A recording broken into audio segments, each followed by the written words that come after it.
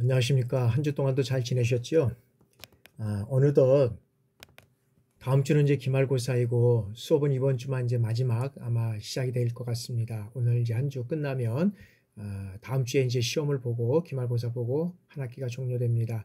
한 학기 동안 여러 가지 어려운 여건 속에서 또한 직장과 학업에 임하느라고 정말 수고 많으셨습니다. 여러분들의 그 학업을 격려하며 또한 여러분들의 또한 그 앞길을 저는 격려하고 저는 또 기도하겠습니다.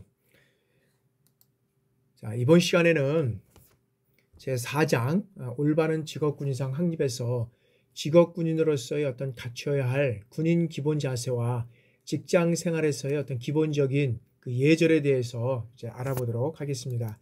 아마 실질적으로 보면 군대 들어오기 전에 우리 부사관이라든지 일반 병들에 대해서 기본적으로 교육을 하고 있지만 이런 어떤 군인의 기본 자세는 정확하게 교육을 하지 못하고 있고 또 우리가 살아가면서 어떤 군인뿐만 아니라 일반적인 그런 사회생활을 하면서 또 우리가 20세 이상 우리가 청년이 되기까지의 어떤 그런 가정에서 이런 어떤 교육을 받아오면서 나름대로 이런 이제 습관화됐다고 할 수 있습니다. 그러나 잘못된 습관은 이제 이 군인 기본의 자세를 우리가 다시 한번 되새겨 보면서 잘못된 것은 이제 바로잡고 또한 우리 부대에 있는 우리 또 지휘자로서 우리 병사들이나 또 우리 가정 속에서도 이런 자녀들을 잘 양육하는데 이런 어떤 사용하기를 바랍니다. 자, 첫 번째 이제 용모입니다. 군인의 자부에서 용모는 자, 용모는 군인의 신분으로 타인에게 혐오감을 줄 수 있는 이러한 용모를 해서는 안 된다는 거죠. 그래서 특히 이런 뭐 코수염이라든지 턱수염, 문신행위 이런 것들은 어떤 면에서는 군기강 차원에서 금지해야 할 것입니다. 그리고 어떤 사치스럽지 않은 어떤 결혼 반지 이런 것들은 뭐 착용이 가능하겠으나 일반 어떤 목걸이나 귀걸이 같은 것 이런 것들은 착용을 하면 어떤 면에서는 부대 생활이라든지 훈련에 영향을 주기 때문에 그런 것들은 자제하는 것이 좋다고 할 수 있겠습니다. 또 우리가 이제 간부의 어떤 두발은 이 이제 간부의 그 표준형과 여기에서 보면은 이제 간부의 어떤 그런 표준형과 그다음에 이제 운동형으로 우리가 두 가지를 얘기를 할 수 있는데 이 간부의 두발 형태는 간부 표준형은 가름말을 타고 이제 어떤 면에서는 그 단정하게 여기에서는 손질하고 모자를 착용할 때 노출되는 머리가 양쪽에 어떤 면에서 보면 상대의 1cm 이내 선으로 단정해야 한다는 것이죠. 그리고 운동형은 앞머리라든지 윗머리가 3cm 내외, 그 다음에 옆과 뒷머리가 1cm 이내에 어떤 이런 그 단정하게 조발한 이런 형태를 말할 수 있다고 할 수 있습니다. 특히 이제 우리 사관생도나 후보생들 같은 경우에는 우선 그 교육기간 중에는 운동형으로 단정하게 조발하는 것이 아마 좋을 것 같습니다. 특히 이제 여자 군인의 어떤 머리는 이제 단정하게 여기에서는 손질하되 길이와 모양은 이제 어떤 면에서 군복을 군머리 착용하잖아요. 착용할 때 어떤 지장을 초래하지 않지만 이 뒷머리 쪽머리라고 하잖아요. 이것은 가지런히 묶어서 안에다 넣는 이런 것들이 좋을 것으로 우리가 이제 용모를 우리가 이제 기본적인 군인의 기본 자세를 배우니까 그렇게 하는 것이 좋을 듯합니다. 자, 다음에는 이제 보행입니다.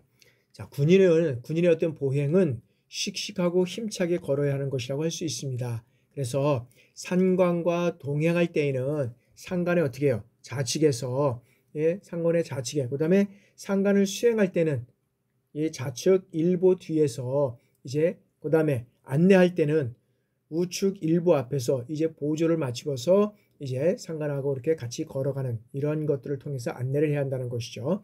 그리고 2인 이상 이래 이제 함께 보행할 경우에는 어떻게 됩니까? 이 오와열이라고 하죠. 우리가 이제 오와열 이제 대열이라고 하는데 오와열을 맞춰서 갖추고 보조를 맞춰서 이제 걸어가야 한다는 거죠. 이거 기본의 기본 자세 아니겠습니까? 그런데도 우리가 이제 사실 생활을 오래 하다 보면 이런 것들을 잘 이제 어떤 면에서는 습관화되지 않은 경우도 또 있을 수도 있겠다라고 이제 생각이 됩니다. 그다음에 자, 상급자를 앞질러야 할 경우도 있습니다. 그럴 경우에는 자, 상급자 우측에 나가서 이제 목례나 어떤 격려를 하고 이제 실례합니다 라고 경의를 표한 후 앞으로 나가는 것이 우리가 예의라고 할 수 있습니다.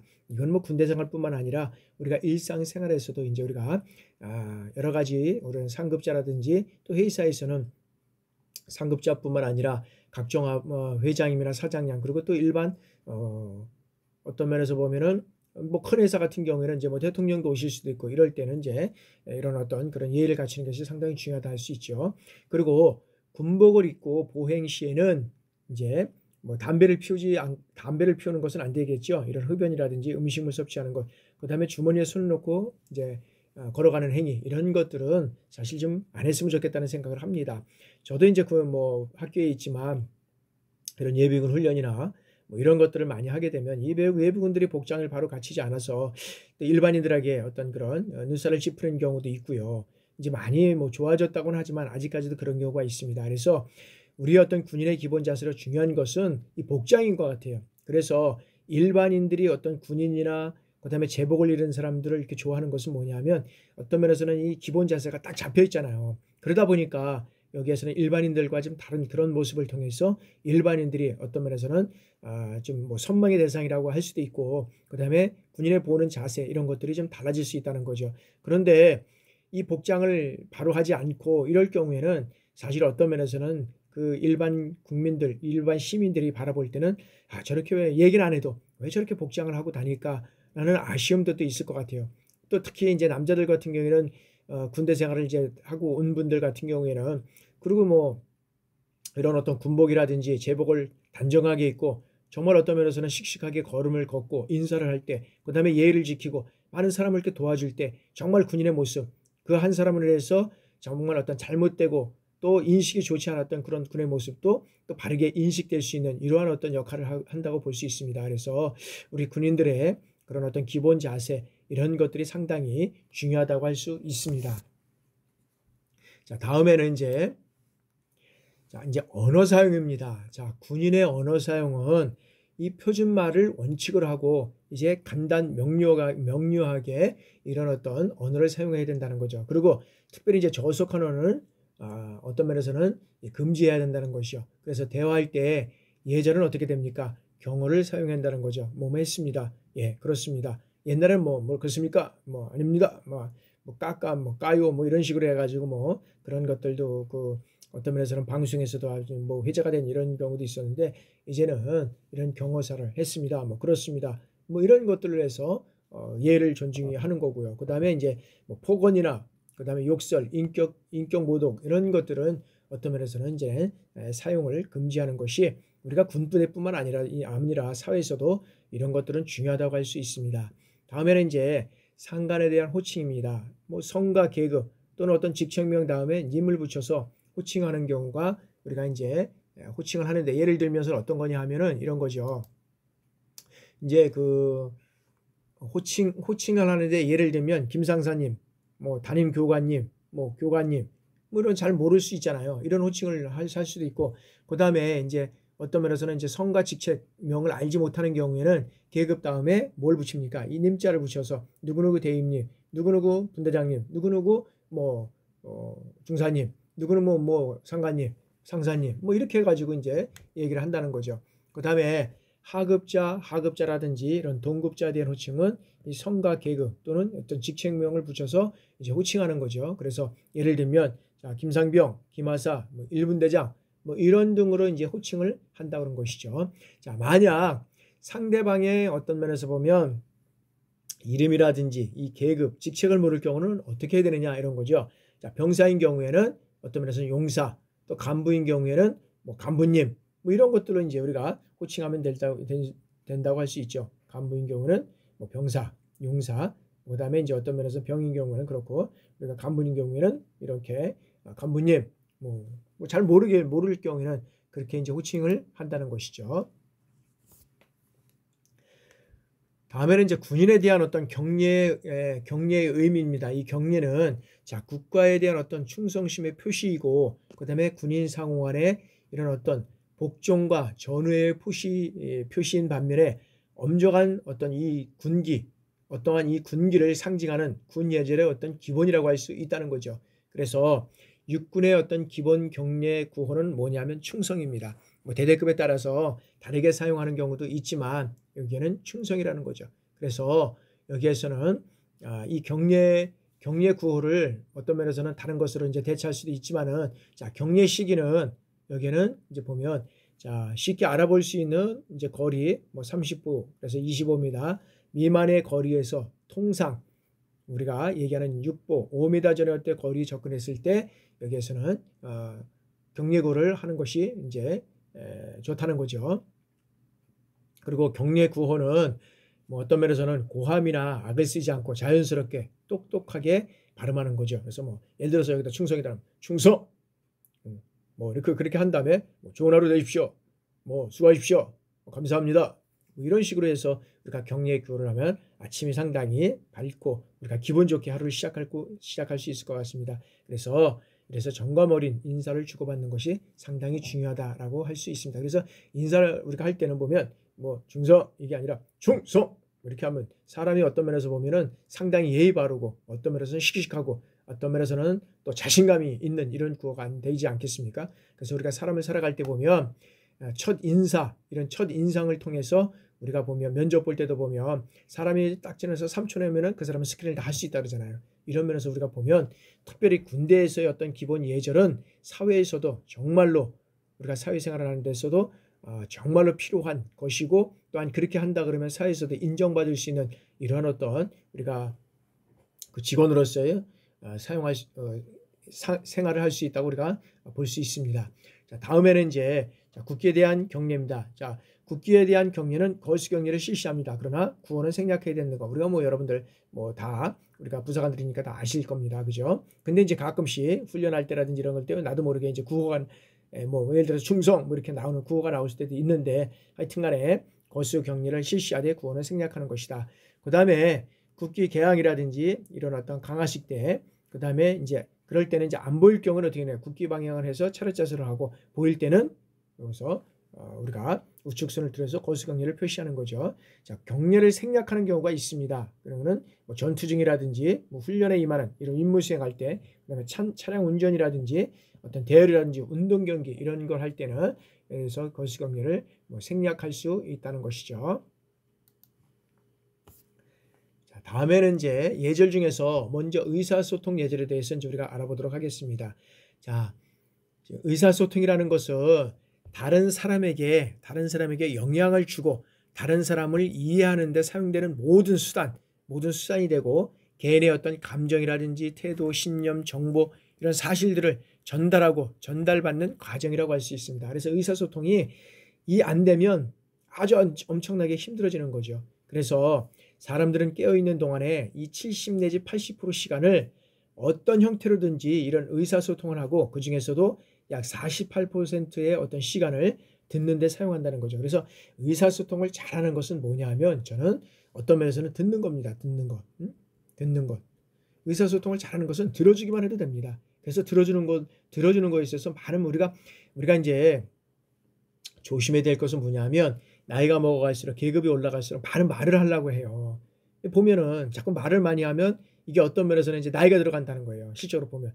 그러지 말고 많이 들어야 한다는 거죠. 그 사람이 왔을 때는 자기 얘기를 하고 싶은 거잖아요. 그죠? 그런데도 불구하고 우리는 어떤 면에서는 이 결과를 예단하고 그 결과를 우리가 얘기를 해주는 경우가 많이 있다는 거죠. 그렇게 되면 상대방은 마음문을 닫는다는 거죠. 그렇게 하지 말고 들어주는 겁니다. 예, 그랬구나. 자, 많이 힘들었겠구나. 그랬어. 참 그랬구나. 그래. 우리 힘내자. 뭐 이런 어떤 세네 마디만 해도 그 사람은 힘을 내고 그 사람은 어떤 면에서 보면 어려움을 극복할 수 있다는 거죠. 오늘 아무튼 또 뉴스를 보니까 공군의 어떤 여중사가 어떤 면에서 보면 참 그런 일이 이제 우리는 없어야 되는데 또 운명을 달리하는 경우가 있었습니다. 뭐 어떤 내용이 될지는 저는 뭐 잘 알 수는 없겠지만 어떤 면에서는 그 사람이 많은 사람들을 통해서 얘기를 했고 그 사람들을 꼭 벌 주려고 하는 것보다도 그런 얘기를 들어서 정말 미안하다 사과를 먼저 받고 그 다음에 어떤 진실함에서 정말 사과를 했다 그러면 그런 어떤 결단을 하지는 않았을 거라고 저는 생각을 합니다.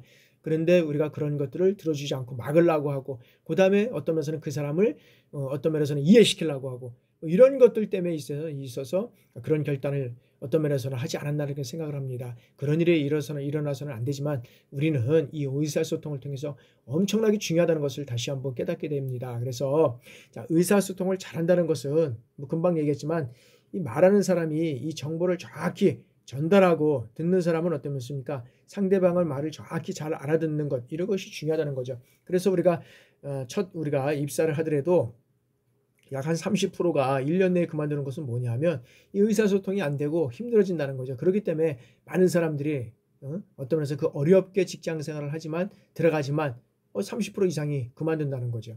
왜 그러냐면 일이 힘들어서가 아니라 이 의사소통이 잘 안 되고 그런 것들 때문에 이루어진다는 거죠. 그리고 많은 직장인들이 사실 어떤 면에서 보면 이 업무가 힘들어서 그만두는 것이 아니라 정말 어떤 면에서 상사와 부하 간에 이 업무 소통이 의사소통이 이루어지지 않아서 참 힘들어하는 경우를 많이 본다는 거죠. 그래서 우리도 어떤 면에서는 나 혼자 생활하는 것이 아니기 때문에 우리가 조직 생활을 하기 때문에 이 의사소통이 잘 이루어지지 않으면 일보다도 의사소통 때문에 사람이 힘들어지는 것을 다시 한번 깨닫고 내가 직장 생활을 하면서 내가 업무 생활을 하면서 내가 부서 생활을 하면서 나의 어떤 상급자나 나의 부하는 나로 인해서 어떤 면에서는 이 의사소통이 되지 않아서 힘들어하진 않을까?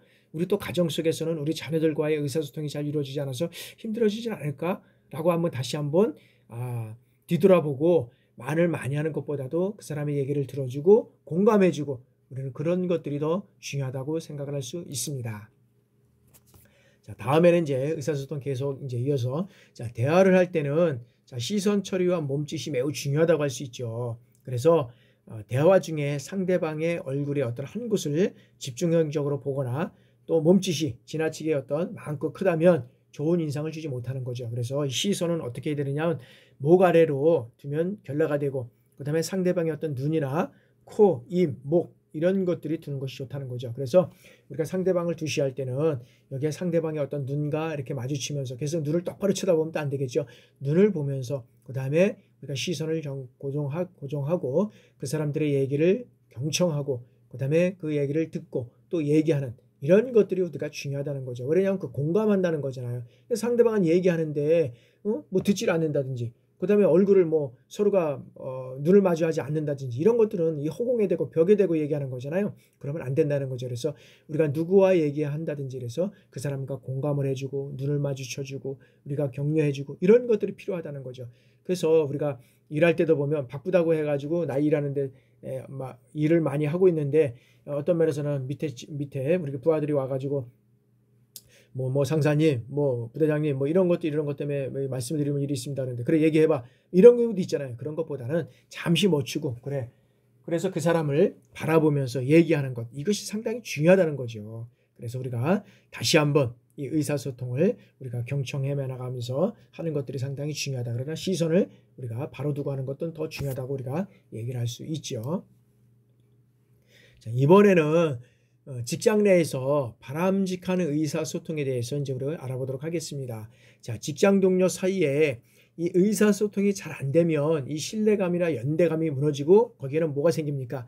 이 갈등이 생길 수 있다는 거죠. 그래서 이런 어떤 갈등이 심화돼서 극복이 어떤 면에서는 불가능할 정도에 이르면 어떻게 됩니까? 직장을 그만두는 일이 생긴다는 거죠. 그래서 이 갈등이 심화되고 어떤 면에서는 불가능할 정도까지는 우리가 가면 안 되겠죠. 그 전에 우리가 함께 얘기를 하면서 우리가 이것을 갈등 국면을 풀고 그 다음에 어떤 면에서는 서로 간에 살아가면서 어떤 면에서 보면은 생각이 다를 수 있습니다. 그럼 그 생각이 다른 것을 서로가 이해해주고 그 다음에 그것을 격려해주고 우리가 도와주는 그런 것들이 필요하잖아요. 근데 내 생각을 가지고 어떤 면에서는 예단하고 결단하고 그것을 끌어온다고 하면 조금 문제가 있다는 거죠. 그래서 동료 간에 의사소통이 잘 되면 서로 간 어떻게 됩니까? 갈등이 최소화되기 때문에 직장 생활도 즐거워집니다. 우리가 직장 생활을 잘하는 것은 서로 간에 의사소통을 해주고 격려해주고 칭찬해주는 겁니다. 그럴 때 직장이 어떤 면에서 보면 즐거워진다는 거죠.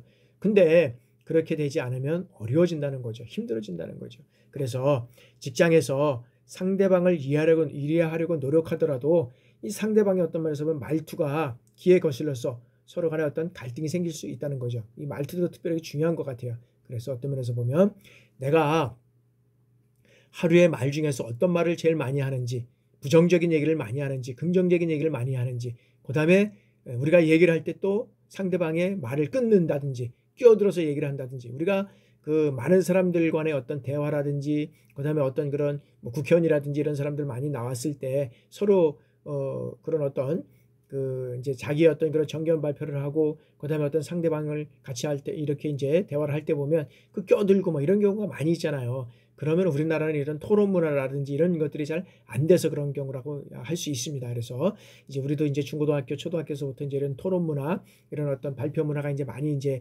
지금 이제 이루어지고 있지만 아직까지도 우리 어떤 성인들을 대상으로 해서는 그런 것들이 이루어지지 않기 때문에 그런 것들은 좀 익숙하지 않기 때문에 그럴 수가 있다고 하지만 우리가 이 말을 잘한다는 것은 사실은 타고난 것도 있지만 실질적으로 보면 우리가 연습도 필요하다는 거죠. 그래서 우리가 말을 잘하기 위해서는 아나운서나 뭐 이런 것도 되기 위해서는 뭐 안에 돌을 양쪽으로 물고도 얘기를 하는 사람, 또 볼펜을 좀 입에다 물고 얘기하는 경우도 있고 뭐 다양한 방법을 많이 씁니다. 근데 제일 좋은 건 저는 그렇습니다. 어떤 사람이 어떤 그런 유명한 일화라든지 그다음에 어떤 그런 그 좋은 어떤 것들을 통해서 내 자신의 어떤 스피치를 만들어가는 거라고 생각을 합니다. 그래서 혼자 있을 때 다른 사람들 책을 어떤 면에서는 많이 읽든지 소리내서 읽어야 됩니다. 소리내서 또박또박 읽든지 이제 그런 것들을 통해서 나의 어떤 그런 것들을 요즘엔 뭐 스마트폰들이 있으니까 그걸 녹음을 해서 들어보는 겁니다. 그래서 그걸 듣는 거하고 또 내가 얘기하는 거하고 틀리잖아요. 저도 뭐 이렇게 강의를 하지만 제가 이렇게 강의를 평상시에 강의할 때는 어떤 면에서는 말이 꼬이지 않는 경우가 있는데 이렇게 이제 여러분들을 보지 않고 이렇게 화면상에서 이렇게 보아서 강의를 하면 막 말투가 꼬일 때도 많습니다. 막 그럴 경우는 빨리 할 때도 있고. 그런데 그런 것들도 우리가 연습이 또 필요하다는 거죠. 그래서 우리가 나는 원래 그래 그런 사람은 없습니다. 원래 그런 사람도 우리가 살아가면서 어떤 면에서 연습과 그 다음에 노력을 통해서 그 다음에 이런 것들을 습관화시키면 된다는 거죠. 그래서 우리가 이제 많은 분들이 이제 다 지휘가 아니고 지휘자잖아요. 그러면 어떤 부하들 앞에서 우리가 교육도 해야 되고 또 여러 가지 어떤 뭐 여러 가지 얘기도 할 수 있는 그런 상황이 많을 겁니다. 그렇게 된다 그러면 여러분들이 나는 많은 사람들 앞에 서기만 하면 떨려 뭐 이런 사람도 있단 말이죠. 그런 사람들은 다시 한번 집에 와서 이런 것들을 자기가 어떤 좋은 뭐 글이 있다든지 뭐 이런 것들을 계속적으로 그냥 읽는 거죠. 그래서 내 거를 만들어서 이런 것들을 서로 간의 상대방의 어떤 기분 좋은 이런 어떤 대화라든지 스피치를 할 수 있는 의사소통을 할 수 있는 이런 것들을 만들어가는 것도 중요하다고 생각을 합니다. 그런 경우도 있습니다. 이 교수들 중에서도 여러분 중에서 이 책을 잘 쓰는 사람도 있고 그 다음에 이 강의를 잘하는 사람들이 있습니다. 근데 이 두 가지를 다 잘하면 얼마나 좋습니까? 근데 그렇지 않다는 거죠. 책은 잘 쓰는데 강의를 못해. 근데 강의는 잘하는데 책 쓰는 건 또 불편해. 그러니까 자기의 달란트가 있다는 거죠. 다 잘할 수는 없지만 그러나 부족한 것은 우리가 조금씩 노력해서 만들어가자는 거죠. 그래서 능력이 뛰어나지만 이 평소 말이 거칠거나 남을 비판하거나 이 헐뜯는 말을 자주 하는 이런 직원은 다른 동료들을 멀리하기 마련이라는 거죠. 그래서 우리가 대화를 할 때 보면 참 그 사람만 만나면 참 기분 좋다. 뭐 이런 거 있잖아요. 힘들고 어려울 때 그 사람을 만나면 힘이 되고 뭐 이런 사람들이 우리가 돼야 되지 않겠습니까? 그래서 그런 어떤 것들을 만들어가서 부하들이 힘들고 어려울 때 찾아올 수 있는 이런 어떤 지휘자, 이런 상사가 되기를 또 이런 의사소통을 통해서 다시 한번 기대합니다. 이제 다음에는 말을 잘하는 사람 보면 의사 전달 방법, 즉 말하는 태도와 목소리, 이 말투가 호감을 갖게 한다는 거죠. 근데 이것은 아까도 말씀드렸지만 타고난 사람도 있지만 우리가 이것을 우리가 연습하고 만들어가는 거죠. 그죠? 만들어가는 겁니다. 그래서 말을 할 때도 우리가 상당히 이제 매너가 필요하다고 할 수 있습니다. 그래서 내 얘기만 하는 것이 아니라 상대방의 얘기를 들어주고 거기에 잠깐 이렇게 서로 경청해주고 서로 우리가 호응해주고 이럴 때 우리가 이런 어떤 바람직한 의사소통이 이루어질 수 있다는 거죠. 그래서 매너 없는 말 한마디는 사람으로 하여금 뭘 합니까? 이 오해를 불러일으킬 수 있다는 거죠. 그래서 우리가 특별히 중요한 얘기는 우리가 또 지난주에도 얘기를 했잖아요. 중요한 얘기는 전화로 하지 말고 만나서 얘기를 해야 된다. 그래야 오해가 없다. 전화로 하게 되면 그 사람들이 어떤 잘하는 사람은 우리가 서로가 이해를 할 수 있지만 모르는 사람과 어떤 대화를 할 때는 상대방이 잘 모르기 때문에 언성이 높아지고 거기에 대한 막판에서는 어떻게 됩니까? 전화기까지 집어던지는 이런 상황들 불상사도 올 수 있다는 거죠. 그렇기 때문에 특히 어떤 면에서는 여러 가지 민원이라든지 이런 거와 관련돼서는 거는 정말로 어떤 이해를 시키고 잘 정말 나를 낮춰가면서 전화를 받지 않으면 문제가 생길 수 있다라고 우리가 볼 수 있습니다. 그래서 내가 대우받고 싶은 대로 상대를 대우하고 상대가 대우받고 싶은 대로 어떤 면에서는 내가 상대를 대우하면 이거 어떻습니까? 그러니까 이제 그런 성서에도 그런 말이 있지 않습니까? 대접받기를 원하거든 네가 그 사람의 종이 되라고 합니다. 종이. 종까지는 될 수 없겠지만 그 사람을 섬기면 그 사람도 나를 섬길 수 있고 대우한다는 거죠. 그래서 우리가 대우를 받으려고 하면 먼저 그 사람들을 대우해 줘야 된다는 거죠. 그래야지만 나도 대우를 받을 수 있다는 거죠. 그렇게 해서 우리가 서로 간에 직장 동료들끼리 이런 갈등을 일어나지 않는 서로 간에 어떤 불편함이 없는 이런 어떤 대화가 의사소통이 이루어졌으면 좋겠습니다. 그리고 이 직장 동료와 원활한 의사소통을 위해서 가장 중요한 점은 뭐냐면 말지만 상대방을 존중하는 겁니다. 이 존중이 없어진다 그러면 거기에는 어떻게 됩니까? 갈등이 생기고 신뢰가 없어지고 그러다 하면은 여기서는 이제 문제가 발생될 수 있다는 거죠. 그래서 우리가 상대방을 서로가 상사가 됐든 부하가 됐든 이런 존중하는 마음을 우리가 먼저 갖고 해야 된다는 거죠. 그래서 우리가 상대방을 어떤 불신하게 하는 문제는 뭐냐면 이 선입관입니다. 선입관. 이 선입관을 가지고 있으면 상대방을 아무리 좋은 얘기를 해도 마음에 불신감이 깔려 있다는 거죠. 불신이 깔려 있다는 거죠. 이 선입관을 없애기 위한 것이 상당히 중요하다는 거죠. 그래서 처음에 그 사람을 대할 때 이 3초, 그 다음에 3분, 그 다음에 30초 이런 것들이 상당히 중요하다는 거죠. 그래서 그 사람의 좋은 인상을 받게 되면 좋은 어떤 면에서 선입관을 갖게 된다는 거예요. 근데 그 사람들에 대한 자꾸는 선입관으로 인해서 우리가 어떻게 됩니까? 이게 상대방의 마음을 존중하는 마음이 없어져 간다는 거죠. 이제 상사와 의사소통하는 방법을 우리가 이제 한번 알아보도록 하겠습니다. 자, 상대방의 의사소통하는 방법은 뭐 여러 가지가 있겠지만 한번 8가지로 우리가 한번 나눠보도록 하겠습니다. 자, 첫 번째는 아부 대신 이 존중을 표해야 된다는 거죠. 그래서 내가 하면 처세술이고 남이 하면 이 아부라는 느낌을 줄 수 있다는 거죠. 그래서 어떤 이런 그 상대방의 진심 어린 이런 존중 어린 이런 것을 가지고 우리가 그 사람들에게 의사소통을 해야 된다. 그래서 그렇게 할 때는 먼저 뭐냐면 그 사람의 어떤 상대방의 성격과 이런 특징 이런 것들을 파악해서 의사소통을 하는 것이 중요하다고 할 수 있죠. 그래서 지적인 사람은 지적인 면을 칭찬하고 그다음에 능력은 어떤 면에서는 부족하지만 어떤 인간적인 사람은 인간적인 면을 칭찬하는 그래서 그 사람을 존중받는 느낌을 갖게 한다는 거죠. 그래서 그 사람의 성격이라든지 그 사람이 하고 있는 일에 대해서 우리가 알고 가면 상당히 대화가 잘 풀린다는 거죠. 그래서 예를 들어서 이 사람이 어떤 화가다. 그러면 화가에 대한 어떤 것들, 그림에 대한 것들, 요즘에 대한 뭐 여러 가지 일들, 요즘에 또 뭐 이건희 회장이 이제 뭐 돌아가면서 많은 어떤 미술품을 남겼는데 거기에 대한 뭐 이런 것들 간단하게 깊이 있는 어떤 것들 대화보다는 이런 것들을 간단하게 얘기하면서 대화가 풀어지면 자연스럽게 대화가 이루어진다는 거죠. 그러니까 아무것도 모른다면은 어떤 면에서 보면 우리가 호응에 메아리 치는 이런 대화가 될 수 있다는 거죠. 그리고 상대방을 모르는 사람하고는 서로 호응만 쳐다보고 대화가 잘 안 풀린다는 이런 것들이 있을 수 있다는 거죠. 자, 그리고 우리가 살아가면서 또 직언을 할 때도 있습니다.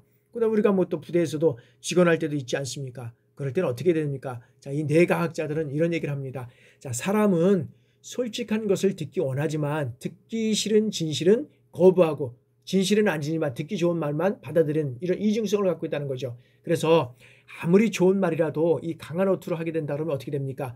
대부분의 상사는 직원 사람에 대해서 부정적인 의미를 갖게 된다는 거죠. 그래서 직원을 하되 최대한 부드럽게 표현하면 상사는 그 내용에 대해서 다시 생각해 본 뒤 이를 받아들일 가능성이 커진다는 거죠. 그러니까 아까 뭐냐면 뇌과학에서 보면 자, 뇌는 내가 예를 들어서 보면 이 이제 배부른 사람들을 우리가 이제 얘기를 들어보면 이제 뭐 그 뚱뚱한 사람들 얘기 들어보면 자, 뚱뚱한 사람들은 어떤 면에서 보면은 내가 작게 먹어야 되고 작게 먹어도 배부르다는 이런 인상을 자꾸 줘야 된다는 거예요. 근데 이 사람은 이 어떤 면에서는 배에서 보면은 그만큼을 들어가야지만 이게 뇌에서 이제는 어떤 면에서는 배부르다 이걸 느낀다는 거죠. 그렇게 된다 그러면 이미 우리는 배에서 더 많은 것을 먹고 뇌에 오기까지는 상당한 시간이 걸린다는 거죠. 그래서 우리가 뇌에서는 작은 것을 먹어도 나는 행복할 수 있어. 작은 것을 먹어도 나는 어떤 면에서는 배부를 수 있어. 이런 것들을 자꾸 인식시켜줘야 된다는 거예요. 뇌에서. 그래서 그때는 우리가 아침을 출근하면서 이런 것들이 참 중요하다고 생각합니다. 이 마인드 컨트롤이에요.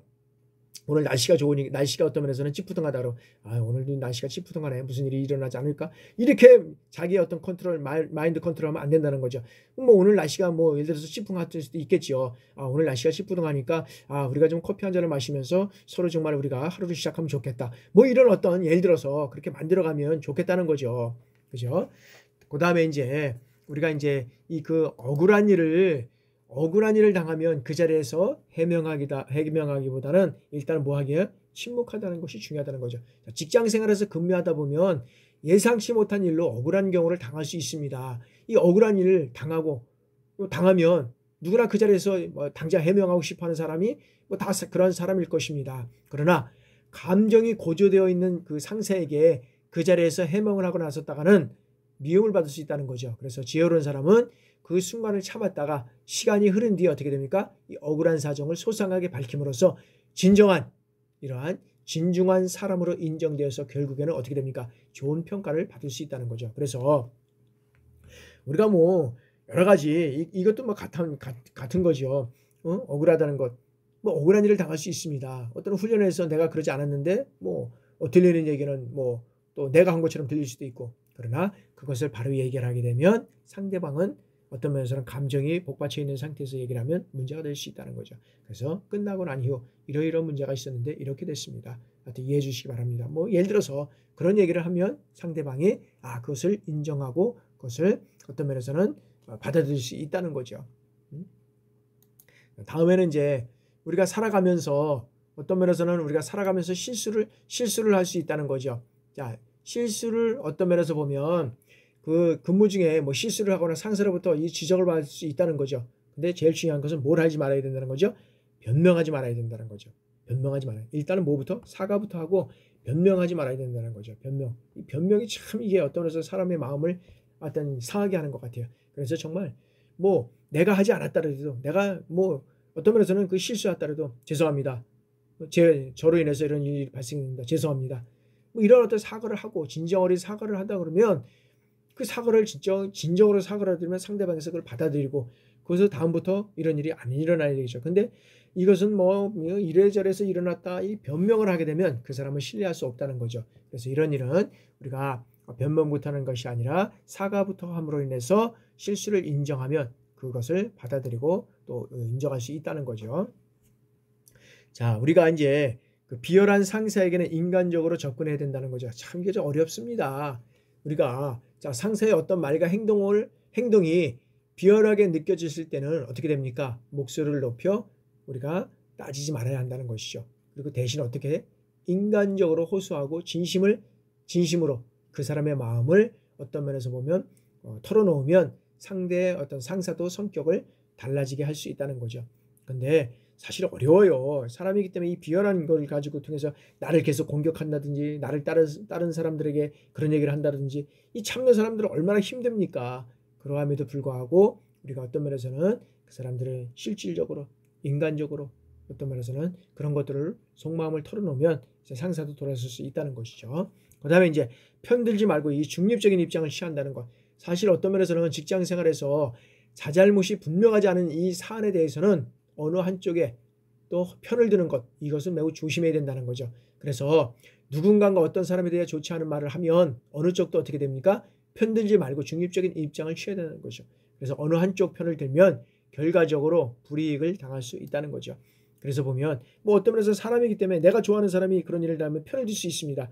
그러나 상대방의 입장에서는 엄청난 상처를 통해서 그것으로 인해서 또 비극적인 일이 일어날 수 있다는 거죠. 그래서 우리가 중립적인 입장을 취하는 것 다시 한번 알지만 다시 한번 이 모든 것들은 여러분들이 다 알지만 그래서 또 다시 한번 되새기고 제일 중요한 것은 나는 이런 것들도 다 얘기했지만 제일 중요한 것은 뭐냐면 실천이라고 봅니다. 실천. 이 실천을 하지 못하기 때문에 문제가 발생되는 거죠. 그죠? 그래서 실천하는 것이 상당히 우리가 중요하다고 할 수 있습니다. 그래서 자, 틀린 내용이라도 긍정적인 반응을 보인 후 자기 의견을 말하는 거 중요하다. 그래서 자, 틀린 내용에 대해서 이 맞장구를 치면서 긍정적인 반응을 보면 어떻게 됩니까? 상대방은 오히려 불쾌감을 표시하거나 또 무시당한다고 생각할 수 있습니다. 그래서 여기는 긍정적인 말을 앞세운 다음에 자기 의견을 분명하게 설명하는 것이 중요하다고 할 수 있습니다. 그 다음에 나약한 말투는 이제 우리가 피해야 한다는 거죠. 그래서 조직에서 무시당하지 않고 싶다면 평상시에 자신 있는 말투로 얘기를 할 수 있어야 한다는 것이죠. 그러니까 머리가 우수하고 아이디어가 많아도 자신의 생각을 나약한 어투로 얘기하면 능력이나 안목을 인정받기가 힘들 수 있다는 것이죠. 그래서 아까도 말씀했지만 우리가 하루를 살아가면서 인사를 해도 충성, 이거보다 충성, 좋은 하루 되십시오. 뭐 이렇게 얘기하면 생각이 달라진다는 거죠. 그리고 아무리 아이디어나 생각이 많다고 했더라도 자신감이 없어. 늘 얘기하면도 뭐 자신감이 없어. 그러면 그거는 상대방이 받아줄 수 없잖아요. 그러면 어떤 아이디어라든지 이런 것들이 있다면 자신 있는 어투로 말투를 가지고 상대방을 어떤 면에서 보면 이해시키고 그다음에 상대방을 이끌어갈 수 있는 이런 어떤 언어 능력, 이런 의사소통하는 것이 필요하다는 거죠. 그래서 안 될 때는 상대방이 반응할 때도 또다시 그 사람들을 설득하고 이해시키고 그러면서 이걸 이끌어가는 것, 이것이 상당히 저는 중요하다고 할 수 있습니다.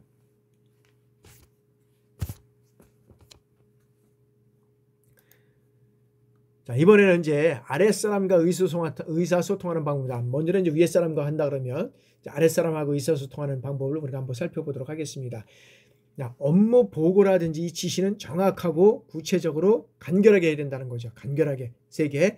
업무 지시를 할 때는 정확하고 구체적이고 간결하게 해야 된다는 거죠. 그래서 상사가 업무 지시를 할 때는 불명확한 점이 없도록 정확하고 구체적이되 간결하게 말해야 한다는 것이죠. 예를 들면 이런 것입니다. 자, 회의 자료를 미리 제출하세요라는 이런 표현보다는 자, 회의 자료를 자, 어떤 면에서는 6월 5일까지 어디로 제출하세요 라는 표현이 더 구체적이라는 것이죠. 그래서 구체적으로 간결하게 해야 된다는 거죠. 그래서 부하한테 지시할 때는 그렇게 해야 되고요. 자, 꾸짖을 때는 이 감정을 배제한다는 거죠. 부하뿐만 아니라 우리 어떤 결혼하신 분들은 자녀를 꾸짖을 때도 이 감정을 들여서 어떤 면에서 보면 감정이 들어가서 꾸짖으면 안 된다는 거죠. 그래서 이 부하지간을 혼낼 때도 목소리를 높인다든지 이 감정 섞인 꾸지람보다는 일 자체의 어떤 핵심 내용을 가지고 준엄하게 지적하고 그 다음에 상대방이 납득하도록 이렇게 해서 우리가 말을 해야 한다는 거죠. 그래서 감정을 배제하기 위해서는 어떻게 됩니까? 이 존재와 행동을 분리해서 표현해야 된다는 것이죠. 예를 들면 이런 것이죠. 왜 항상 이 모양이야? 똑같은 실수를 하잖아. 라는 이런 표현보다는 이 하사가 실수한 것은 이러이러한 문제인데 어떻게 생각하나? 라는 표현이 더 바람직하다는 거죠. 어렵지만 그렇게 우리가 해야 한다는 거죠. 그리고 다음에는 자, 일관성 있게 해야 된다는 거죠. 일관성 있는 거 상당히 중요합니다. 자, 이럴 때는 이렇게, 저럴 때는 저렇게 이렇게 한다 그러면 안 된다는 거죠. 안 된다는 거죠. 그래서 자, 상사가 자신의 어떤 건망증을 인정하지 않고 당초의 어떤 지시라든지 그 다음에 다른 내용을 마치 같은 내용인 것처럼 우기는 경우가 있는데 그런 것들은 상사의 체면을 앞세워 무턱대고 우기지 말고 자신의 실수를 빨리 인정하고 어떻게 됩니까? 사태를 바로잡는 것이 바람직하다는 것입니다. 우리는 실수할 수 있습니다. 근데 그 실수를 내가 어떤 면에서는 상사라고 어떤 면에서는 자꾸 그 부하들을 어떤 면에서는 그거를 자꾸 그냥 규지시키려고 하고 그걸 이해시키려고 하면 안 된다는 거죠. 실수를 하게 되면 잘못한 걸 인정하고 그것을 바로잡는 것 이것이 어떤 면에서 중요하다는 거죠. 그리고 우리는 늘 일관성이 있어야 되는 거죠. 우리가 바꿔야 되면 우리가 이렇게 해가자고 약속을 했는데 바꿔야 되면 그 사람들을 이해시키고 그 다음에 그 사람들한테 얘기를 하고 의견을 듣고 그것을 바로 잡아야 또 간다는 거죠. 다음에는 이제 언어 사용을 잘해야 한다는 것입니다. 자, 직장에서 사적인 감정 표현을 하지 않아야 하고 특히 이런 사적인 감정을 표현할 때도 이제 비속어 같은 거잖아요. 비속어를 사용하지 않아야 한다는 거죠. 예를 들면 도대체 당신은 뭐하는 인간이야? 사회에서 뭐하다 왔어? 이런 것들을 정말로 사람을 어떻게 하냐면 자존심을 아주 그냥 빗밟는 것 이런 언어 사용을 피해야 한다는 것입니다. 그래서 어디에서나 적절하게 맞는 언어 사용을 한다는 건 중요합니다. 그래서 아까도 얘기를 했지만 의사소통을 잘하는 것은 타고난 어떤 사람도 있지만 어떤 면에서는 자기 개발이 필요하다는 거죠. 이런 것들도 자기 개발이 필요하고 그 다음에 여기서는 독서를 통해서도 이런 것들 유머라든지 이런 적절한 언어 사용을 우리가 표현하는 것 이런 것들이 중요하다고 할 수 있습니다. 자, 다음에는 이제 약속을 지켜야 한다는 거죠. 자, 즉흥적으로 지키지 못한 이런 약속이나 제안을 했다가 나중에 흐지부지 되면 어떻게 됩니까? 신뢰가 떨어집니다. 특별히 우리가 이제 보면 정치인들 보면 이 뭐 빌공약이라 하잖아요. 빌공. 이 약속을 뭐 어떤 면에서는 지키지도 못할 약속을 막 합니다. 선거철이 되다 보니까 막 해요. 그런 약속을 하면 안 된다는 거죠. 약속은 지킬 수 있는 약속을 해야 된다는 거죠. 그리고 약속을 했는데 지키지 못하면 그 사람을 이해시키고 해야 되는 거죠. 그래서 예를 들면 이런 거죠. 이제 다른 것도 있지만 우리가 이제 직장생활 하다 보면 그냥 던지는 말이 많이 있습니다. 저도 그런 거예요. 이번 주에 뭐 밥 한번 먹자. 언제 한번 밥 한번 먹자. 이거는 그냥 실제로 보면 그런 얘기는 그냥 어떤 면에서 지나가는 얘기죠. 그런 것보다는 자, 이번 주 목요일 날 우리가 예를 들어서 이런 거죠. 자, 수요일 날 강의가 있으니까 그 강의 끝나고 자, 목요일 날 식사하는 게 어떻겠어? 뭐 이런 것들이죠. 구체적으로 표현하는 게 더 좋다는 거죠. 그런 것들을 통해서 우리가 구체적으로 이런 것들을 약속을 우리가 지켜야 되고 약속을 해야 되고 지켜야 한다는 것이죠. 그 다음에 이제 아랫사람에게 농담을 함부로 하면 안 되는 거죠. 자, 사람에 따라서 상대의 말을 액면 그대로 받아들이는 사람이 있다는 거죠. 그 말의 속뜻을 새겨듣는 사람이 어떤 면에서 있습니다. 근데 상대방이 어떤 면에서는 농담을 했을 때 그 사람의 특성을 잘 모른다면 쉽게 그 농담의 어떤 면에서는 속뜻을 알아차리지 어려운 것이 있습니다. 그래서 이 농담은 서로 충분히 친해진 다음에 해야 오해의 소지가 없다는 것이죠.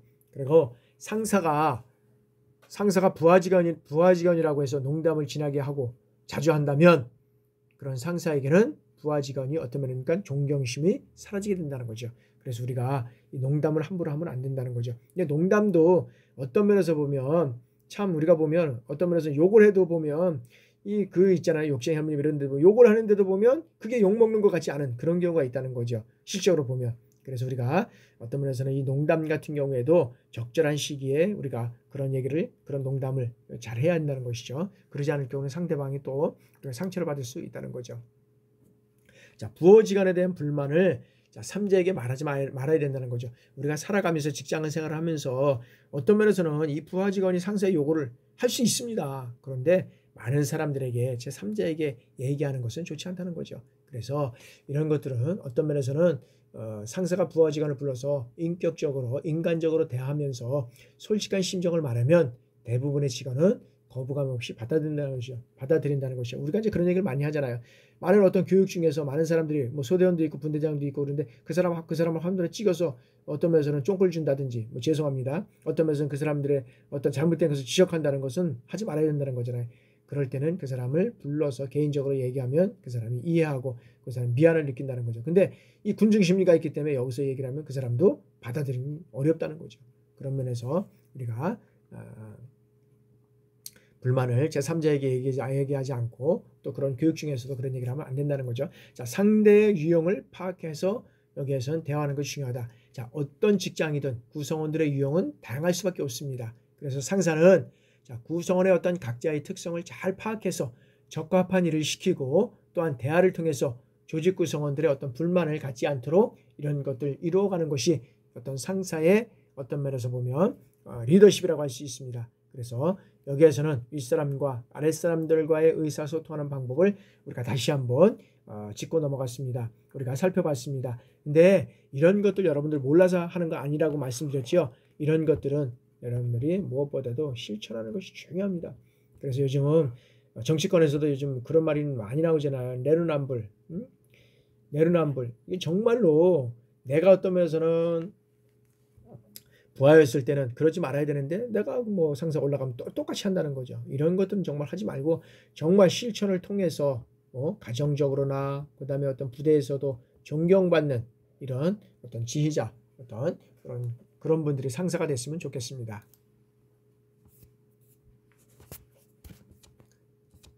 자, 이제 공적인 대화법입니다. 시간이 또 많이 가기 때문에 또 간단하게 했습니다. 자, 공적인 대화법은 추상적인 표현은 피하고 구체적으로 이야기를 하는 게 중요하다는 거죠. 그래서 표현은 명확하게 해야만 신뢰가 생기기 때문이라고 할 수 있습니다. 예를 들면 그냥 열심히 해보겠습니다.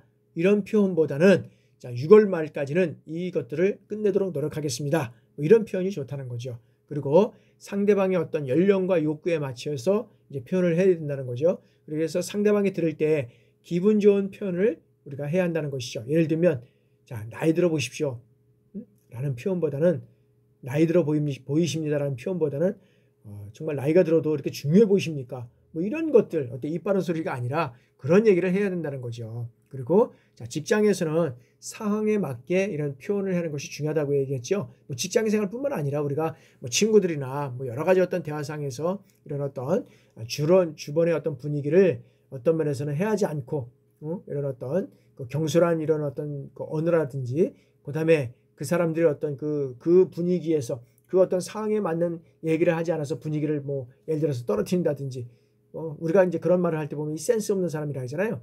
그런 사람들을 통해서 여러 가지 어떤 그 나쁜 이미지를 우리가 갖지 않도록 상황에 맞게 얘기를 하는 것, 상당 의사소통한다는 것은 상당히 우리가 중요하다고 또 할 수 있죠. 말하는 방법을 생각해서 표현해야 된다. 그래서 말하는 방법은 의미 전달에 있어서 대단히 중요하다고 할 수 있습니다. 그래서 우회적으로 얘기할 것을 단도직입적으로 얘기하면 경솔하다는 이런 부정적인 느낌을 주게 될 수 있다는 것이죠. 그래서 직설적으로 말해야 하는 것을 우회적으로 말하면 또 숨게 될 수 있다는 오해를 받을 수 있습니다. 그래서 분위기를 파악한 후 큰 소리로 또박또박 말하는 것, 이것이 우리가 상당히 중요하다고 할 수 있습니다. 그 다음에 듣는 사람의 어떤 특성을 파악하고 얘기해야 된다는 거죠. 그래서 여기에는 듣는 사람의 어떤 연령이라든지 그 다음에 어떤 성별, 그 다음에 어떤 본인과의 친밀도, 이런 것들을 가지고 우리가 서로가 얘기를 나눠야 된다는 거죠. 그리고 예의 바르게 말하고, 듣는 사람이 나이는 많지만 직급이 낮으면 어떤 면에서는 말을 높이고, 그 다음에 내용도 무게 있는 내용, 이런 것들을 얘기하면 상대방의 어떤 그런 자존심도 높여주고 사람들을 상대방을 존중해주는 이런 얘기 때문에 잘 또 얘기하고자 하는 것을 다 듣고 또 이해할 수 있다는 거죠. 자, 말하는 목적을 우리는 알고 있어야 된다는 거죠. 자, 말할 때 이 분위기 파악을 잘해야 한다는 거 있잖아요. 분위기를 재미있게 하고, 그 다음에 어떤 상대방의 기분을 맞추기 위해서인지, 그 다음에 결과를 보고하기 위해서인지, 그 다음에 마음을 전하기 위해서인지, 뭐 이런 것들이 이 목적, 말하는 목적을 통해서 우리가 이 목적을 바로 가지고 얘기를 해야 된다는 거죠. 그래서 말하기 전에 반드시 뭘 해야 되냐면 이 말하는 목적을 분명히 인식할 때 우리는 그 목적을 달성할 수 있다는 것입니다. 그 다음에 잘못 길들여진 이 언어 습관을 고쳐야 됩니다. 근데 참 이거 어렵습니다. 이 습관을 고친다는 건 어렵습니다. 근데 이렇게 해야 됩니다. 자, 습관을 고치기 위해서는 뭐 해야 됩니까? 이게 예를 들어서 3일, 작심삼일이라고 하잖아요. 이 3일 동안은 최소한 이거는 고쳐야 됩니다. 그리고 21일 가야 됩니다. 20일 지나고, 그 다음에 3개월 가면, 3개월이 지나면 일단 이거를 가면 우리 뇌 속에도 이제 입력을 하는데 또 다시 돌아올 수가 있다는 거죠. 그래서 최소한 3개월은 가야 된다. 그래서 이것을 계속적으로 이런 습관을 가게 된다. 그러면 습관이 변화간다는 거죠. 그래서 습관이 뭐가 된다는 거죠? 내 말이 습관이 되고 습관이 행동이 되고 행동은 곧 우리의 언어 습관, 모든 것들이 된다는, 이루어져 간다는 그런 말이 있잖아요. 그렇기 때문에 참 고치기 쉽지 않습니다. 근데 어떤 면에서는 그 사람들을 이해하고 그 사람을 이해하고 받아들이는 것도 중요하지만 내가 만약에 이 언어 습관을 고치지 못해서 계속 지적을 받는다 그러면 우리는 이것을 고쳐야 합니다. 근데 하루 이틀 가지고 안 된다는 거죠. 작심삼일, 3일을 지나고 우리가 이렇게 갈 때 고쳐나갈 수 있다는 것이죠. 자, 다음에는 이제 출근할 때 어떤 예의 범절을 우리가 이제 한번 살펴보도록 하겠습니다. 다 아는 거기 때문에 간단하게 우리가 보겠습니다. 자, 우리가 상사보다 일찍 출근하는 거, 이거 중요하죠. 그리고 근무소를 환경을 쾌적하게 하고 정리정돈을 잘해야 되고, 그 다음에 하루 일과를 점검하고 일의 어떤 순서를 계획하는 것, 하루를 시작할 때 상당히 중요하죠. 그리고 우리가 상사가 출근하면 자리에서 간단하게 일어나서 우리가 목례로 안녕하십니까, 좋은 하루입니다, 뭐 이렇게 인사를 하면 하루가 정말 기분 좋게 시작할 수 있다는 거죠. 제일 중요한 것, 자, 사정상 결근을 하게 되거나 지각을 했을 경우는 어떻게 됩니까? 상사에게, 우리가 요즘 휴대폰이 있으니까 우리가 가다 보면 교통사고로 인해서 교통이 막히고 뭐 여러 가지 요인이 많잖아요. 그런 요인이 있을 때는 먼저 전화를 하고, 전화를 안 받을 때는 문자라도 이렇게 남겨놓는 거, 이런 것들이 중요하다는 거죠. 그리고 다른 사무실이나 작업장에 들었으면 상사나 동료를 향해서 뭐 안녕하십니까, 뭐라고 인사를 하고 좋은 하루입니다, 뭐 이렇게 서로가 인사를 하는 게 상당히 중요하다고 얘기를 할 수 있다는 거죠. 뭐 퇴근할 때도 마찬가지죠. 그날 할 일들을 마쳤는지를 이제 우리가 점검을 해야 되고요. 하던 일을 다음 날에 이제 할 수 있도록 정리정돈을 잘 해두는 것. 그 다음에 마감 시간까지 처리할 일을 어떤 야간을 해서라도 끝마치는 것. 이거 참 요즘 이제 어려운 일인데, 우리가 뭐 내일 예를 들어서 훈련이라든지 뭐 ATT가 있다든지 뭐 여러 가지 어떤 그런 ICT가 있다든지 뭐 이런 훈련이 있다 그러면 그 훈련을 통해서 우리가 해야 되는데 못하는 거 그냥 끝마치고 가는 거, 이것도 또 원치 않지 않습니까? 그래서 그거는 상사와 상의 얘기를 해서 언제까지 이걸 마칠 수 있도록 서로가 이야기를 하면서 마치는 것이 좋다고 할 수 있습니다. 자, 퇴근 준비는 근무 시간이 끝난 다음에 해야 되는 거죠. 근데 사실은 뭐 어떤 면에서는 뭐 요즘에 보니까 뭐 30분 전, 그냥 예를 들어 1시간 전부터 막 퇴근 준비하는 사람들이 있는 것 같아요. 그러니까 이런 것들은 좋지 않다. 자, 퇴근하기 전에는 우리가 여러 가지 썼던 이런 그 비품들 뭐 이런 것들을 정리를 잘 해야 되는 것. 그다음에 가장 늦게 퇴근하는 사람들은 이런 그 컴퓨터나 전등 이런 것들이 전원이 꺼져 있는지 한번 사무실에 어떤 보안 점검을 해야 되는 게 중요하죠. 그리고 각자가 퇴근할 때 보면 자기 시건 장치 사용했던 어떤 비문이라든지 뭐 이런 것들이 있는지 없는지 잘 확인하고, 특히 컴퓨터 같은 경우에 이런 것들도 잘 정리를 해야 됩니다. 그 다음에 다른 사람도 먼저 퇴근할 때는 자 먼저 가겠습니다. 먼저 가보겠습니다. 실례하겠습니다. 이런 인사를 간단하게 하는 게 좋다는 거죠. 몰라서 안 한다는 것보다도 우리가 이제 군대 예절이니까, 직장 예절이니까 이런 걸 다시 한번 피드백하면서 여러분들의 삶이 다시 한번 돌아보는 그런 계기를 가졌으면 좋겠다는 것입니다. 자, 상사보다 먼저 퇴근할 때는 이런 얘기를 혹시 하는 사람이 있는지 없는지 모르겠는데 없는 것 같아요. 요즘 잘 보면. 자, 이제 더 이상 용무는 없습니까? 없다면 뭐 퇴근해도 괜찮겠습니까? 이런 얘기를 하는 사람이 진정한 어떤 부하이고 또 상사로부터 존경받는 부하가 아닌가 싶습니다. 자, 근무할 때도 마찬가지입니다. 자, 뭐 근무할 때는 이런 사람들이 없겠지만 뭐 책상에 엎드려서 뭐 턱을 괴지 않는 거, 그다음에 뭐 다리를 꼬거나 뭐 그 떨거나 뭐 꼬지 않는 사람들, 뭐 하품을 자주 한다든지, 뭐 기지개를 마음껏 편다든지, 뭐 기지개를 펴면서 뭐 큰 소리로 한다든지, 뭐 책상에 걸쳐 앉는 사람들, 그다음에 의자를 당겨 앉아서 자리에서 일어나면 거기서 탁자 밑으로 의자를 밀어내는 것. 뭐 식사할 때도 보면 이제 그런 거죠. 식사할 때도 보면 식사할 때 보면 탁자를 끌어내잖아요. 의자를 끌어내고 다 먹으면 밀어내면 좋은데 그렇지 않은 경우가 많이 있는 것 같아요. 그다음에 거리가 떨어진 동료에 말할 때는 뭐 옆으로 다가가서 낮은 소리로 얘기를 하고 있고, 그다음에 사무실에서 화장을 하거나 손톱을 깎지 않는 이런 근데 이 상사가 되면 높은 자리에 올라가면 이런 것들을 서슴지 않고 하는 경우가 많이 있습니다. 그러니까 그런 것들을 조심해야 된다는 거죠. 자, 상사가 부르면 상사 쪽을 향하고 뭐 네하고 이렇게 대답하는, 우리가 바라보고 있는 것. 개인 전화는 최대한 짧게 하고, 그다음에 전화가 길어지면 뭐 바깥에 나가서 이렇게 전화를 받는다든지 이런 것들이 우리가 중요하다고 할 수 있죠. 자, 그다음에 이제 근무할 때도 보면 이런 것도 이제 사무용품을 제자리에 갖다 놓는 것도 중요하고요. 점심시간은 지정된 시간을 엄수로 하고, 그다음에 이제 뭐 근무 시간 관련돼서 뭐 책을 읽거나 개인적인 일을 하지 않는 거, 뭐 다 하는 상황이죠. 업무는 미루지 말고 미리미리 그날 당일 하는 거 중요하고, 그다음에 전화 통화나 옆 사람과의 대화는 낮은 소리로 하고요. 그다음에 자리를 비울 때는 옆 사람에게 행성지를 알려야 된다. 이 중요하죠. 자리를 비울 때 옆 사람에게 나 어디 갑니다 라고 얘기를 해줘야 되는데, 그걸 안 해줄 땐 또 위에 뭐 예를 들어 지휘관이 찾을 데 없다 그러면 서로 간에 뭐 너네들은 뭐 일을 하는 데 있어서 서로 간에 어떤 면에서는 그런 대화도 없이 뭐 그런 일을 하냐 뭐 이렇게 뭐 오해할 수 있는 이런 상태가 있을 수 있다는 거죠. 그 다음에 이제 출장과 뭐 외출 같은 경우에는 뭐 상사의 허락을 받는 거 당연하죠. 그 다음에 타 부서 옆에 있는 타 부서 전화는 그쪽에서 사정이 있으면 대신 받아주는 것. 뭐 외출 시에는 다녀오겠습니다. 외출 후에는 이런 것들도 뭐 이제 기본인데도 안 하는 경우가 많이 있는 것 같아요. 다녀왔습니다라고 하는 것, 그런 것들이 우리가 이루어져 가야 된다는 거죠. 자, 그 다음에 이제 근무 당시에 자, 근무 시 상사의 지시를 받는 요령은, 자, 상사가 부르면 상사 쪽을 향해서 네 하고 대답하는 것. 상사가 오라고 하면 메모를 준비해서 간다는 것. 그 다음에 메모할 경우는 이 육하 원칙에 의해서 메모를 하는 것. 자, 상사가 즉시 목을 경우에는 사정 얘기를 하네 죄송합니다 꼭 가겠습니다 라고 어떤 면에서는 양해를 구하는 것 중요하다는 거죠. 자, 근무할 때 우리가 이제 시간이 많이 지났는데 하여튼 간에 조금만 더 하도록 하겠습니다. 일이 끝나고 즉시 보고하는 건, 이게 보고하는 것, 보고는 어떻게 됩니까? 최초 보고, 그 다음에 중간 보고, 그 다음에 결과 보고, 그 다음에 하여튼 최종 보고죠. 이런 것들이 모든 것들을 통해서 이루어지면 이 사람들은 일 잘한다고 칭찬받을 수 있습니다. 근데 이걸 못하면 아무리 일을 잘해도 어떤 면에서는 일 못한다고 평가를 받을 수 있다는 거죠. 그리고 뭐 항상 지시한 사람에게 보고하고, 이 보고할 때 이 표준어를 쓰고 전문 용어를 가능한 쓰지 않는 것, 그 다음에 체계 있고 조리적으로 하는 이런 것들이 일 잘하는 사람으로 우리가 인정받을 수 있다는 거죠.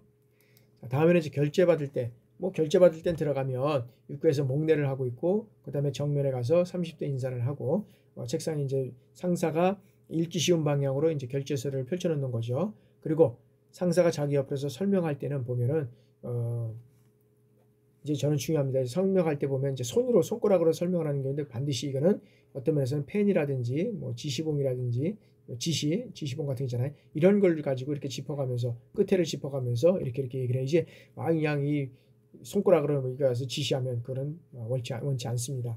자, 결제를 받을 때는 자기 내용에 대해서 완전히 숙지하고 이런 결제를 진행하는 것, 이런 거 중요하다고 할 수 있습니다.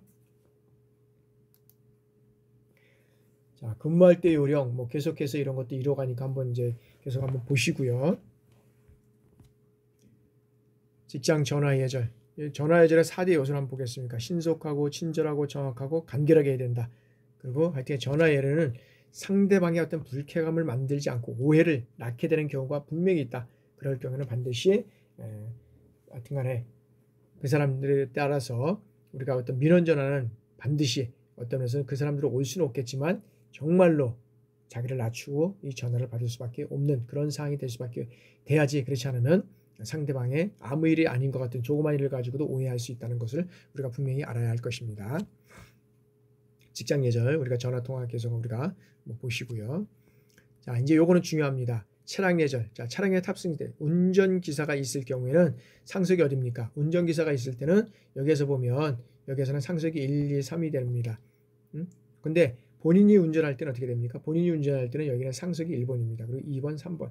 근데 군용 찝차는 운전병 옆에는 어떻게 되면 상석입니다. 운전. 민간인이 탔을 때는 여기에서는 우리가 반대로 될 수 있다는 거죠. 그래서 민간인이 탈 때는 여기서는 운전석이 있고 그다음에 여기는 1번이고 그다음에 여기가 2번이고 여기가 3번입니다. 민간인이 탔을 때는 이렇게 바뀌어져 간다는 거죠. 상급자에 대한 예절은 음식이나 술, 음식 들을 때는 상급자보다 나중에 해야 되고 그 다음에 이제 어떤 지시를 받을 때는 메모를 해야 되고 지시사항에 대한 어떤 이 보고를 적절하게 해야 되고 그 다음에 이제 의견에 대해서는 뭐 제 건이라든지 이런 공손한 이런 태도로 이런 어떤 것들을 하는 것이 상당히 중요하다고 말씀드릴 수 있습니다. 자, 이성 간에는 혼자 있는 사무실 출입 시에는 반드시 전화 놓고 등 이런 것들을 사전 승낙을 통해서 이루어져 가고 있고요. 그 다음에 특히 이제 그 여군들 요즘 같은 경우에 근무를 많이 하게 되니까 계단을 오를 때는 여군이 뒤에서 남성이 먼저 오르고 여군이 내려갈 때는 반대로 여군이 먼저 가고 남성이 뒤에. 그 다음에 이건 이제 성희롱과 관련돼서 참 이런 중요한 이것이 있는데 이거를 잘 지켜나가야 될 것 같아요. 자, 신체 접촉이라든지 다 독신자 숙소를 출입할 때는 이거는 상당히 여기는 좀 조심을 해야 된다. 그래서 무리한 어떤 음주 이런 것들을 강요하는 것도 금지해야 되고요. 그 다음에 특히 이 종교시설이나 편의시설 이용할 때는 이 접촉 이걸 금지해야 된다는 거죠. 이런 면으로 인해서 상당히 요즘엔 성희롱과 관련돼서 문제가 발생되면 뭐 어떤 면에서 보면 이 전역을 해야 되는 이러한 상황이 될 수도 있다는 거죠. 그리고 직장 생활하는 사람들은 직장을 그만둬야 되는 이런 요소도 있을 수 있습니다. 조심해야 됩니다. 뭐 상황별 군대 예절은 뭐 전화를 걸 때 하고 이런 것들을 한번 이런 것들은 뭐 한번 살펴보시면 됩니다. 단지 않으시니까 전화를 받을 때도 그렇고 그 다음에 이제 우리가 상황별 군대 예절은 전화죠 휴대폰 사용할 때 이것도 한번 살펴보시고 음주 특히 이제 음주에서 보면은 우리가 상급자하고 이제 우리가 음주를 할 때 이제 조심해야 될 것은 한 손에는 술병을 들고 한 손에는 술잔을 이 절대 금지라는 거죠. 그리고 상급자에 들을 때는 먼저 술잔을 드리고 술병을 따르는 이런 것들이 되는데 이 두 개를 들고 막 이렇게 하면은 예의 범절에서 벗어나는 것이다. 그리고 자 이제 우리가 이제 이 군대 문화에서 음주 문화를 119라고 하는데 한 어떤 그런 한 곳에서 우리가 2차 가지 않고 한 곳에서 한 번만 그다음에 9시 전에 이런 끝날 수 있는 119 운동문화 이런 것들을 우리가 지속적으로 가야 되는데 사회에서도 이런 것들을 했으면 좋겠습니다. 상별 바른 음주 자세는 뭐 이것을 계속 하고요. 자 이제 여러 가지 어떤 그런 뭐 전화 예절이라든지 여러분들이 이제 부대에서 근무하는 분들이기 때문에 뭐 자세히 얘기를 하진 않지만 다 이미 아는 내용인데 아는 내용인데도 불구하고 이렇게 장황하게 설명을 했던 것은 다시 한번 나를 되돌아보고 이런 군대 예절을 내가 바로 하고 있는가 그리고 그런 군대 예절을 통해서 우리 지휘자로서 부하들과 우리 가정생활 속에서도 이런 것들을 이뤄갈 때 우리가 자녀들도 그런 것들을 본받지 않을까 생각을 합니다. 그래서 나의 바른 자세를 통해서 우리 자녀들도 부모의 어떤 등을 보고 뒤를 보고 우리가 자라간다고 하잖아요. 그런 모습들을 통해서 우리가 바른 기본 자세와 군대 예절을 통해서 우리가 군에서도 존경받는 그런 지휘자, 상사가 되기를 우리가 격려하고 응원하겠습니다. 여러분들 한 학기 동안 정말 수고 많이 하셨습니다. 군대 생활 여러 가지 힘들고 어려운 가정 속에서도 학업을 한다는 것 정말 어렵지만 그래도 이 학업을 할 때가 제일 중요하다고 제일 기쁘고 또 우리가 힘이 난다고 생각할 수 있습니다. 이걸 잘 한 학기 동안 잘 마무리하시고 이제 두세 달 이제 방학이 있는데 이 방학도 여러분들 그동안 못했던 것들 열심히 준비하시고 이제 다음 학기에 여러분들 또 만날 수 있는 그런 시간을 갖도록 하겠습니다. 여러분들 수고 많이 하셨고요. 또 여름 이제 다가오는데 여러분들 건강 유의하셔서 다음 학기에 만날 수 있도록 하겠습니다. 그리고 시험과 또 여러 가지 관련된 사항들은 여러분들 문자나 카톡 남겨주면 여러분들 상세히 전달하도록 하겠습니다. 여러분들 이제 이 강의는 6월 14일까지 모든 것들을 다 제출하시기를 바랍니다. 강의와 6월 14일까지 강의도 들으셔야 되고요. 시험 문제, 기말 시험 문제도 다 제출을 해야 됩니다. 6월 14일까지요. 그렇게 해주시면 감사하겠습니다. 여러분들 수고 많았습니다. 감사합니다.